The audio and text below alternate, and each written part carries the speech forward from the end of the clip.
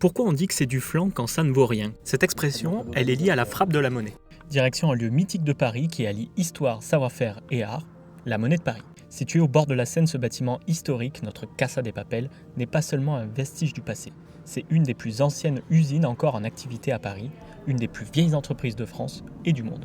C'est aussi un musée qui nous plonge dans l'histoire de la fabrication des monnaies et des médailles. Depuis plus de 1000 ans, la Monnaie de Paris est le lieu où l'on façonne l'argent. Et c'est un procédé assez complexe. Ça commence par le métal qui doit être extrait, puis fondu, et livré à la monnaie en lingots, pour l'or et l'argent par exemple, ou en bobine. Puis ensuite, il faut faire les flans. C'est la forme ronde sur laquelle on frappera la monnaie. Le flan, c'est donc un morceau de métal qui n'a pas de valeur. C'est du flan. Ensuite, on frappe la monnaie.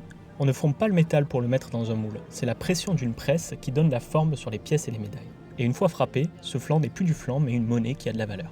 Cette technique de presse a évolué au fil des siècles pour produire des monnaies de plus en plus précises et complexes. Dans le musée, c'est un véritable savoir-faire d'orfèvre qui est ici exposé, avec des machines anciennes et des outils en tout genre qui témoignent de l'ingéniosité humaine. Le musée est agréable et la visite se fait en 1h30. On passe devant les ateliers et cette belle sculpture, allégorie de la fortune. Elle est aveugle car la fortune tombe parfois à côté et pas forcément à celui ou celle qui la demande. Et à son pied, on a la corne d'abondance qui est la marque de la Monnaie de Paris, reprise sur toutes les pièces, y compris celles d'aujourd'hui, et qui prouve que ces pièces ne sont pas du flan.